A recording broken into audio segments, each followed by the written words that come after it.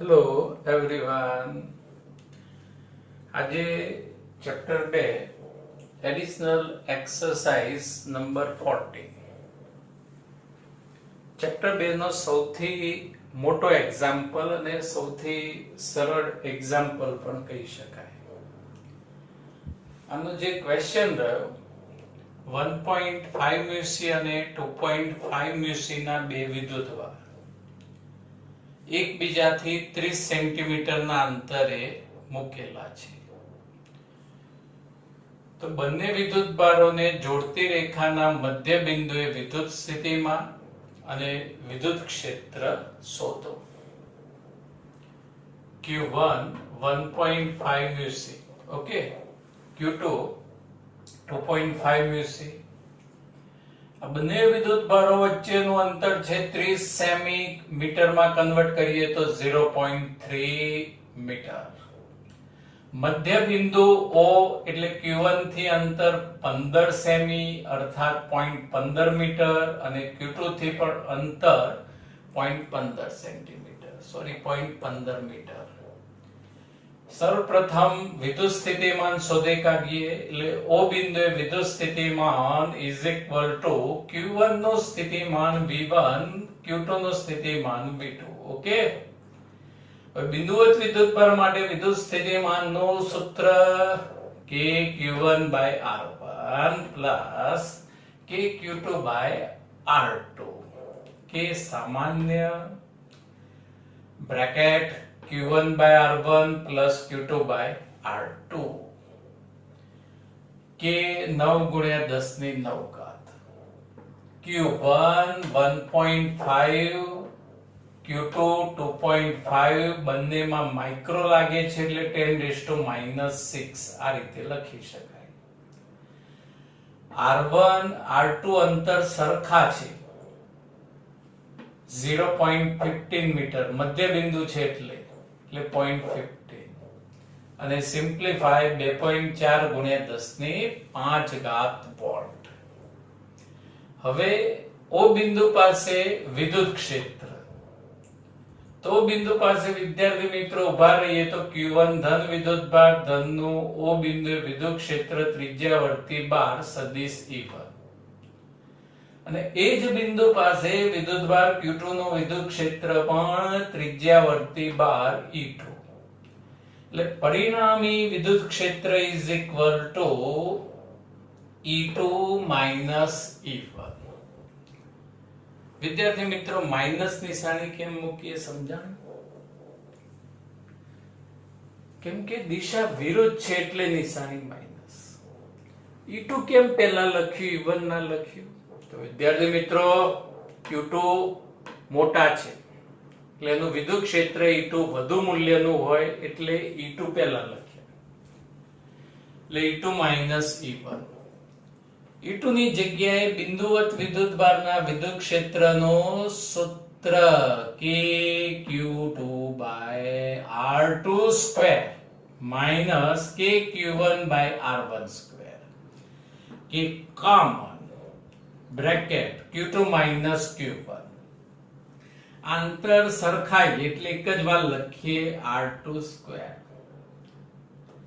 કે 9 ગુણ્યા 10 ની 9, Q2 2.5, Q1 1.5, માઇક્રો એટલે કૌંસની બહાર 10 ની -6 અને અંતર 0.15 નો વર્ગ એટલે સિમ્પ્લિફાય 4 ગુણ્યા 10 ની 5 ઘાત અને વિદ્યુત ક્ષેત્રનો એકમ ન્યૂટન પર કુલમ અથવા બીજો એકમ કયો લખાય? Volt per meter. Option A complete. Option B, આ ઓપ્શન બી પણ સરળ છે પણ થોડીક ભૂમિતિનો ઉપયોગ વધારે આવશે અને સાથે સાથે આ જે પરિણામી વિદ્યુત ક્ષેત્ર મળ્યું એની દિશા વિદ્યાર્થી મિત્રો કઈ તરફ હશે? 2.5 માઇક્રો કુલમ્બ થી 1.5 માઇક્રો કુલમ્બ તરફ. કેમ? તો આ વિદ્યુતભાર વધુ છે અને વધુ વિદ્યુતભારનું વિદ્યુત ક્ષેત્ર જે બાજુ હોય એ બાજુ પરિણામી ક્ષેત્રની દિશા ગણાય. બી ઓપ્શન, આ રેખાના મધ્ય બિંદુથી રેખાને લંબ સમતલમાં 10 સેન્ટીમીટરના અંતરે આવેલા બિંદુએ વિદ્યુત સ્થિતિમાન પણ શોધો અને વિદ્યુત ક્ષેત્ર પણ શોધો. વિદ્યુત સ્થિતિમાન પહેલા શોધી કાઢી, એકદમ સરળ રીત છે. અહીંયા ધ્યાન આપજો. આ P બિંદુએ વિદ્યુત સ્થિતિમાન શોધવું છે. એટલે કોનું સ્થિતિમાન મળશે? Q1 નું અને Q2 નું. એટલે ચાલો આપણે સૂત્ર લખી કાઢ્યું V1 B2. પછી બિંદુવત વિદ્યુતભારના સ્થિતિમાનનું સૂત્ર આપણને યાદ જ હોય, KQ1/R1, ઓકે, પ્લસ KQ2/R2. અહીંયા વિદ્યાર્થી મિત્રો R1 R2 એટલે કઈ કિંમત ગણાશે? તો વિદ્યુતભારથી જે તે બિંદુનું અંતર. This is the R1 and this is R2. અને R1 અને R2 ની કિંમત આપણે જાણતા નથી, એટલે આપણે અહીંયા ભૂમિતિની મદદ લઈશું, આકૃતિની મદદ લઈશું. આજે માપ રહ્યું બાળકો સેન્ટીમીટરમાં 15 અને આ થાય 10. એટલે ફર્સ્ટ ક્લાસ કાટકોણ ત્રિકોણ થઈ ગયો. કેવો ત્રિકોણ થઈ ગયો? ફર્સ્ટ ક્લાસ કાટકોણ ત્રિકોણ. હવે રીત યાદ આવી, પાયથાગોરસ પ્રમેય. એટલે આકૃતિમાં દર્શાવ્યા મુજબ PA equal to PB એટલે R1 R2 is equal to under root OA square plus OP square. OA 15 નો વર્ગ પ્લસ 10 નો વર્ગ. 225 100 વર્ગમૂળમાં 325. વિદ્યાર્થી મિત્રો અહીં 325 છે, પણ જો 326 હોત તો આનું એક્ઝેક્ટલી વર્ગમૂળ 18 સેન્ટીમીટર મળત. એટલે એપ્રોક્સિમેટલી 18 એટલે કે 0.18 મીટર. હવે આ કિંમત આપણા સમીકરણમાં મૂકી દઈએ. કે કોમન કેની કિંમત 9 ગુણ્યા 10 ની 9. Q1 1.5, Q2 2.5, 10 ની -6 સામાન્ય, નીચે અંતર હમણાં જ શોધ્યું 0.18. એટલે P બિંદુએ સ્થિતિમાન 2 ગુણ્યા 10 ની 5 વોલ્ટ. હવે વિદ્યાર્થી મિત્રો P બિંદુએ વિદ્યુત ક્ષેત્ર શોધવાનું. થોડીક ધોરણ 11 ની એપ્લિકેશન આવશે, કેમ કે વિદ્યુત ક્ષેત્ર સદિશ રાશિ છે. આની જેમ આપણે ડાયરેક્ટલી સરવાળો કરી શકતા નથી. સ્ટેપ બાય સ્ટેપ સમજજો. પ્રથમ P બિંદુએ Q1 વિદ્યુતભારનો વિદ્યુત ક્ષેત્રનું મૂલ્ય શોધી કાઢીએ. એટલે Q1 વિદ્યુતભારના લીધે P બિંદુએ વિદ્યુત ક્ષેત્ર E1 હોય તો E1 is equal to બિંદુવત વિદ્યુતભારના વિદ્યુત ક્ષેત્રનું સૂત્ર કયું? KQ/R2, KQ1/R12. K 9 ગુણ્યા 10 ની 9, Q1 1.5 ગુણ્યા 10 ની -6 અને અંતર 0.18 નો વર્ગ. આનું સાદું રૂપ આપી દઈએ એટલે એપ્રોક્સિમેટલી 4.2 ગુણ્યા 10 ની 5 વોલ્ટ પર મીટર. અને વિદ્યાર્થી મિત્રો આ વિદ્યુત ક્ષેત્ર ધનનું ક્ષેત્ર આ રીતે બહારની તરફ, એટલે વિદ્યુત ક્ષેત્રની દિશા A થી P તરફની હોય છે. હવે આ જ રીતે Q2 વિદ્યુતભારનું P બિંદુએ વિદ્યુત ક્ષેત્ર E2. સૂત્ર એનું એ જ KQ2/R2². K 9 ગુણ્યા 10 ની 9, વિદ્યુતભાર Q2 2.5 ગુણ્યા 10 ની -6, R2 0.18 નો વર્ગ. અને સાદું રૂપ 6.9 × 10⁵ ન્યૂટન પર કુલમ. અને આ વિદ્યુત ક્ષેત્ર આ રીતે ત્રિજ્યાવર્તી બહારની તરફ. ઓકે, હવે પરિણામી ક્ષેત્ર શોધવું છે. એટલે આપણે શું કરીએ? આ જે વિદ્યુત ક્ષેત્ર રહે P બિંદુએ જે વિદ્યુત ક્ષેત્ર રહે એના કમ્પોનન્ટ, એના ઘટકો લઈએ. ખૂણો થીટા એટલે આનો ખૂણા બાજુનો ઘટક આવશે cos. હવે ખૂણા બાજુનો જે ઘટક રહે એ આવશે cos θ, like E1 cos θ. અને આ રીતે જે ઘટક આવશે એ આવશે sin. એટલે ભૂમિતિ પરથી લખી શકાય કે બિંદુ P પાસે સદિશ E1 is equal to E1 cos theta ik plus E1 sin theta jk, બંને ધન દિશામાં છે. હવે જે વિદ્યુત ક્ષેત્ર સદિશ E2 તેના માટે ખૂણા બાજુનો ઘટક cos, પણ જો વિદ્યાર્થી મિત્રો કઈ દિશામાં એ ઋણ x અક્ષની દિશામાં, અને આ રીતે y દિશામાં ઘટક આવશે sin.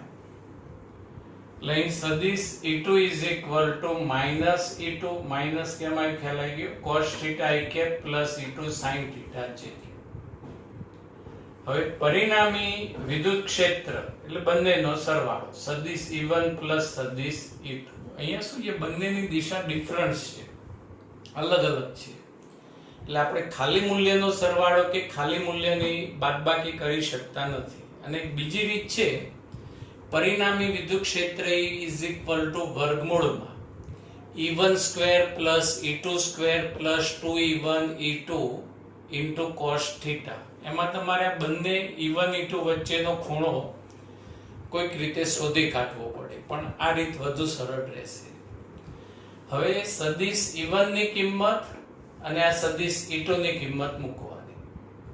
હવે જો વિદ્યાર્થી મિત્રો અહીં cos theta I cap સામાન્ય લઈ લો, એટલે બ્રેકેટમાં શું રહેશે, E1 minus E2. ઓકે, પછી અહીંયા sin theta j cap સામાન્ય લઈ લો, એટલે બ્રેકેટમાં E1 plus E2 sin theta j cap. હવે E1 E2 ની તો કિંમતો આપણી પાસે તૈયાર છે, શોધીને રાખીએ. આ cos theta sin theta ના વિધેયોના મૂલ્ય ખબર નથી, એટલે અહીં આપણે ભૂમિતિ પરથી વિચારીએ, અહીંયા ખૂણાનું માપ થીટા થશે. એટલે cos theta is equal to પાસેની બાજુ ભાગ્યા કર્ણ, એટલે 15/18 15/18.